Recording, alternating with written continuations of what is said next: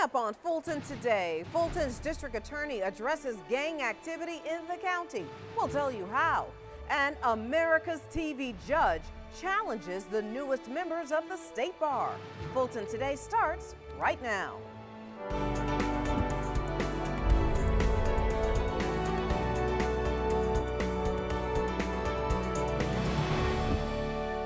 Welcome to Fulton Today, everybody. I'm Shania Chavis. We'll have those stories in just a moment. But first, Fulton County takes a major step in acknowledging all couples who seek the freedom to marry.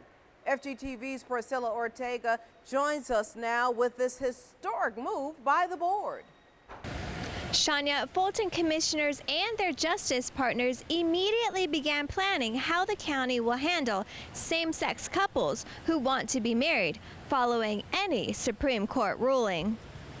In fact, Chairman John Eves met with Fulton's Chief Judge, Gail Tucson, Judge Pinky Toomer, and other court staff just days after the board voted 5-0 on the marriage equality resolution. Commissioners voted to prepare judges, clerks, and other Fulton County probate court staff in the event that the U.S. Supreme Court overturned the national ban on same-sex marriages. The resolution was co-sponsored by Chairman John Eves and District 4 Commissioner Joan Garner. Fulton County government has been very inclusive for the past couple of years, very progressive in terms of recognizing the diversity of our county and having progressive policy in terms of supporting all walks of life, including sexual orientation. And so we thought it was important in anticipation of the Supreme Court decision that will be made later this month that we let the public know that we are behind marriage equality, but more importantly, or just as importantly, putting forth the steps necessary so that people of same gender could marry if they so choose. Fulton County has always been a leader on equality issues for all people, and this resolution is just a continuation of the leadership that Fulton County has to protect all of its citizens. Shania, several county departments are also preparing for the decision. While the county anticipates support, law enforcement is also prepared for mass protests as well. Of course, we will keep you up to date on any decision as they happen this week. Reporting in front of the Fulton County Courthouse, I'm Priscilla Ortega for FGTV. Thank you very much, Priscilla. Meanwhile, a new group of attorneys prepare to head to court. 71 new law graduates were inducted into the State Bar of Georgia during a ceremony in Fulton's Assembly Hall.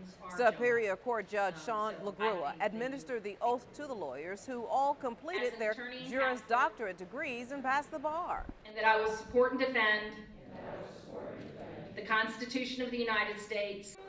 TV judge and former Fulton County Juvenile Court Chief Judge, the Honorable Glenda Hatchett, offered words of wisdom to graduates. That you will do to make a difference here and now. I dared them.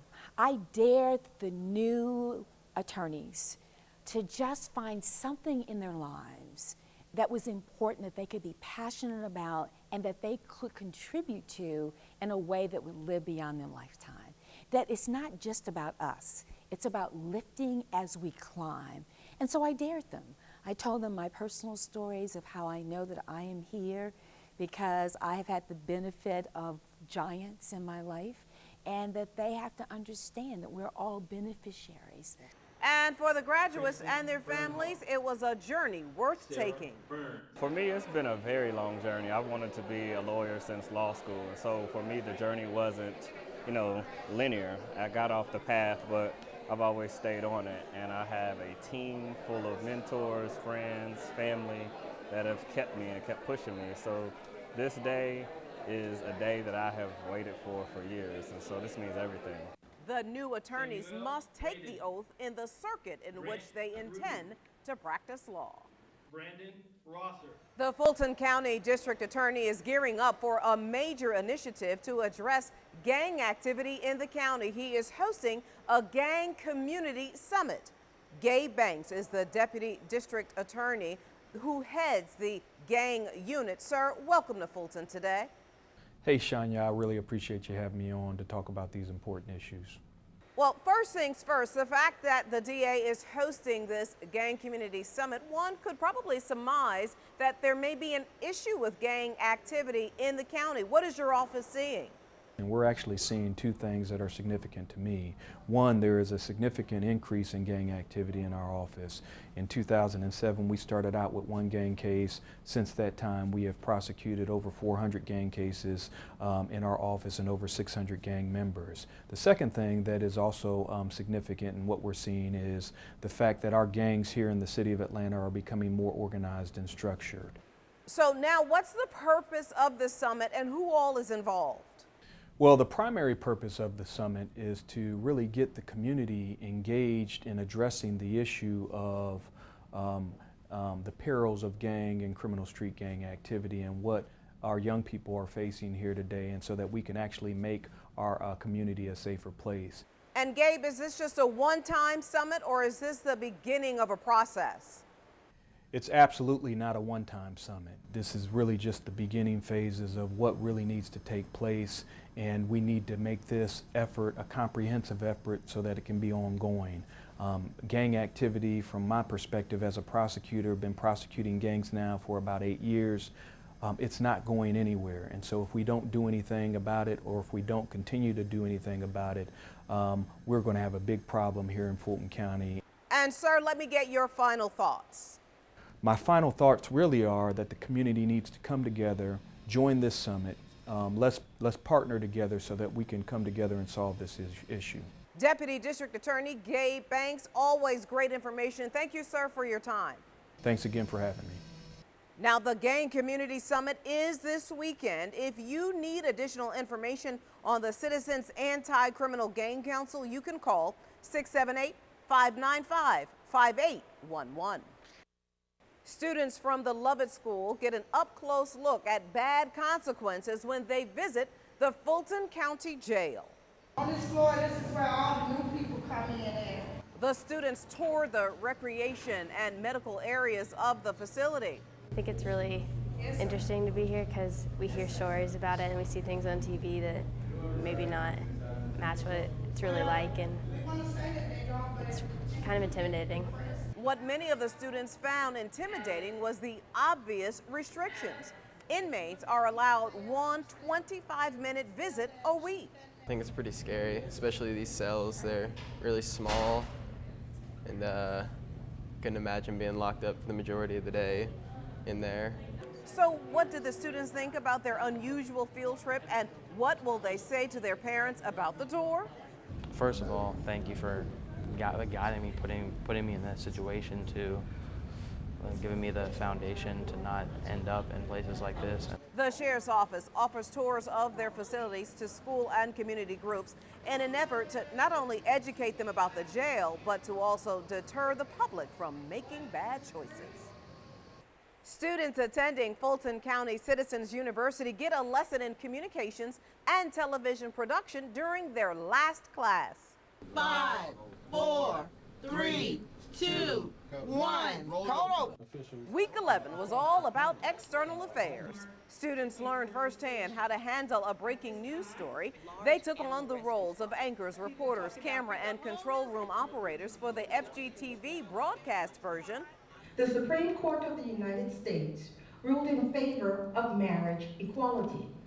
They also wrote press releases and organized a press conference for the Office of Communications. So the county manager will give overall briefing on what are some of the processes and the procedures in getting married. For the students, it was fun and refreshing. I thought it was just a really positive, warm environment, especially in something where you're dealing with late breaking news, you're dealing with things that may not be the best, bad news and good news. So I just really like the atmosphere, the energy of it, and it starts with the head. As my mother always says, it starts with the head. So you have your executive producer who was calm and cool under pressure, and then you had your director who was really in control and knew what she was doing, and it worked together. Everyone worked together. I had a wonderful time with the communications experience. It showed me how you have to be up to date on things, how you have to be quick on your feet, and how much the county actually cares about communicating to all of the people in Fulton County. The students wrap up their 12-week interactive session with graduation. We'll show it to you next week. And still to come, Fulton's chairman talks economic development. We'll tell you all about it in our district by district coverage next.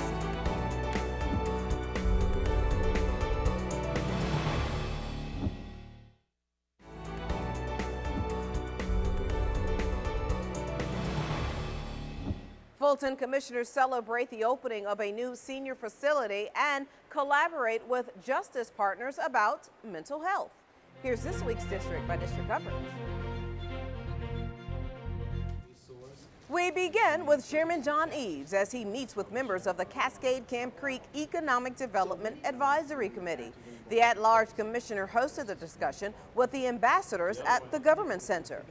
Well, first of all, the Cascade Road Corridor is a jewel of Fulton County as well as the city of Atlanta, and you have a lot of iconic as well as well-established people in that community who want to resurrect some of the greatness of that community in terms of it being not just a strong residential community with strong middle-class families, but also to make it a destination of choice for commercial retail to add to the vibrancy of the community. The Cascade and Camp Creek area have experienced tremendous economic growth over the past 10 years.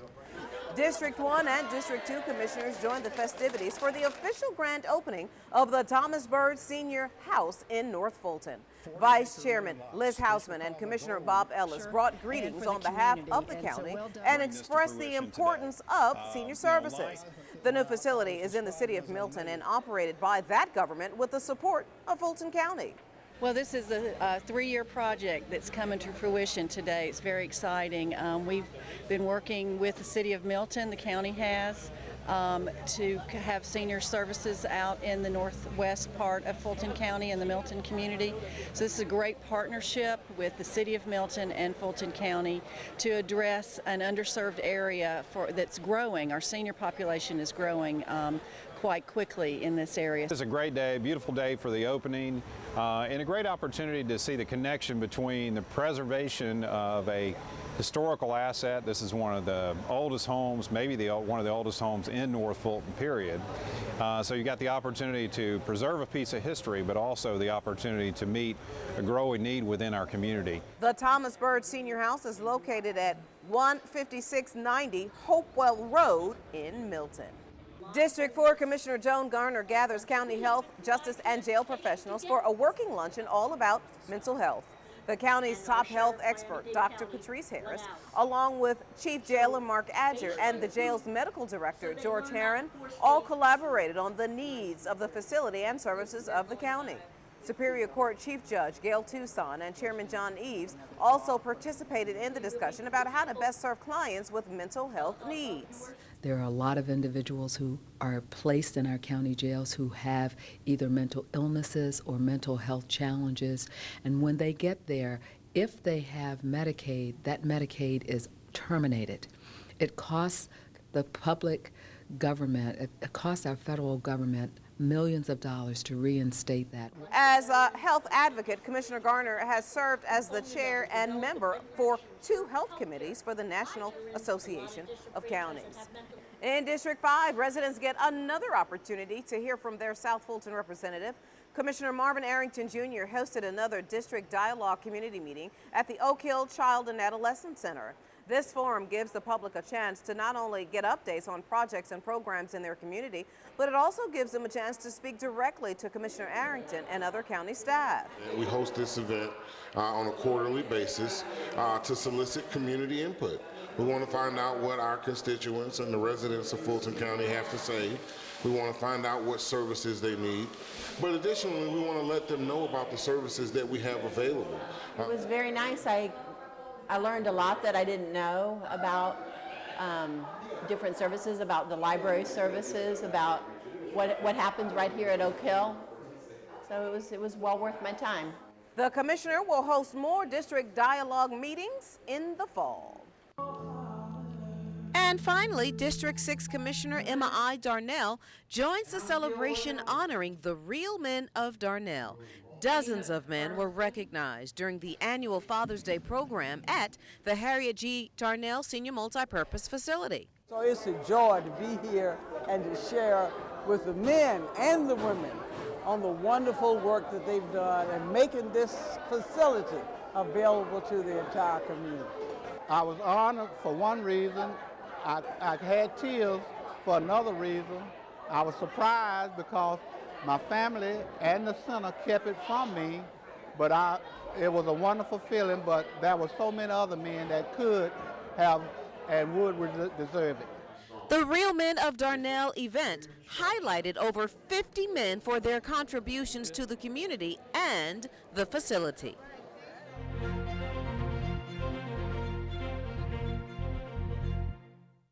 Now, you can catch more of your commissioners at work all this week with the rebroadcast of the Board of Commissioners meeting right here on FGTV.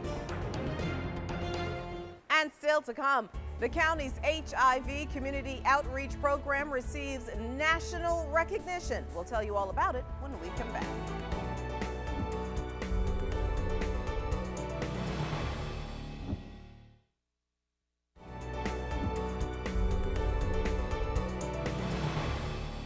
Fulton's health team receives national recognition for its fight against HIV and AIDS. Now, this recognition comes just as county workers promote National HIV Testing Day. FGTV's Lynn Vaughn has the story. Treatment is prevention. It's very important to know your status. So whether it's beauty shops or clubs, Fulton County Health Services continues to get out into the community to make testing for HIV available. It's important. Folks have to come in, they have to get treatment, but we need to also go out into the community and make sure people are aware of the issue and really encourage them to get tested. The National Association of Counties, or NACO, acknowledged the health department's Barber Beauty Shop HIV outreach program with the 2015 Achievement Award. And this week, employees are out in full force with another new program, Test Atlanta, in observance of National HIV Testing Day. If you are tested early in the course of an infection, you have a higher chance of treatment effectiveness. And really, that's the new message as well. Treatment is prevention. The county is also hoping to make HIV screening a routine part of all medical care in Atlanta. You can visit standuptohivatl.org to find a location near you offering free testing from now through June 27th. Reporting for FGTV, I'm Lynn Vaughn. Thank you very much, Lynn. Meanwhile, Fulton is preparing to celebrate the 25th anniversary of the Americans with Disabilities Act. Fulton County leads the charge in promoting accessibility in its workplace, and this year's awareness events will highlight the important work that's been done and that still needs to be accomplished. 25 years is kind of interesting. I can't imagine what it was like before. We've still got a little ways to go. A lot of places that need to be accessible. Organizers are planning a Disability Champions Award ceremony with entertainers with various abilities. The nonprofit Able To is helping to coordinate the performers. We want to show the world that they can do anything. It's just a little different. And so that's what Able To likes to do, showcase and create unique events that showcase their talent. Vendors will also provide resources for persons with disabilities. Now, the Disability Awareness Expo and Vendor Fair will be at the Government Center downtown on July 30th, starting at 10 a.m. The anniversary marks the 1990 signing of the American with Disabilities Act, or ADA. Now, this legislation provided civil rights protections to individuals with disabilities in the workplace, the government, and in public settings. Kids who've experienced some social and behavioral challenges are given an unexpected gift. The Department of Behavioral Health received more than a dozen bikes from the Stand Up for Kids organization. The nonprofit group helps homeless and at-risk families. Staff is giving the bikes to children who need them to get to school. I like it because you can get exercise with it, and I can ride it to my friend's house while walking. It won't take a long time, so I'm happy for my bike. I like it. A bike can calm you down. It can give you a lot of joy, you know, when you're riding in the wind and the wind is blowing in your hair and you feel good. You can think about things. So far, at least 5 bikes have been given to children who use services at the Oak Hill Child, Adolescent, and Family Center.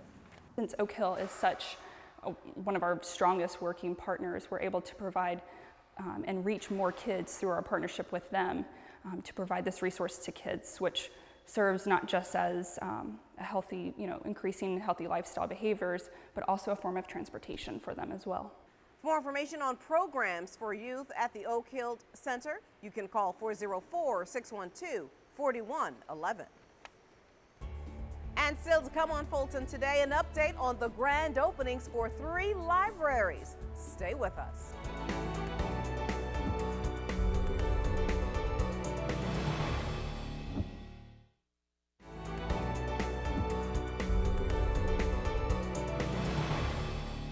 Well, the library system will quickly expand over the next few weeks. Next month, 3 new libraries will open to the public. The 25,000 square foot Northwest Library at Scotts Crossing will replace the Perry Holmes and Bowen Bankhead libraries. The new branch at 2489 Perry Boulevard will open July 9th. I think people are going to be extremely impressed. I think they're going to be very, very excited about the technology there, the collections that will be there, and the possibilities for meeting room space use, study room use, and conference room use. It's going to be a destination place, all of our new libraries, and that's what I think they're going to find the most exciting. The Milton Library will open July 16th, and the new Alpharetta Library at the City Center will replace the existing Alpharetta Library on July 30th.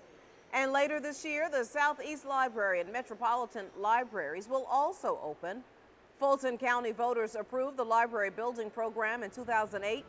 8 new branches and 2 library expansions are a part of the major project. And finally, bookworms take over the government center and share their love for reading.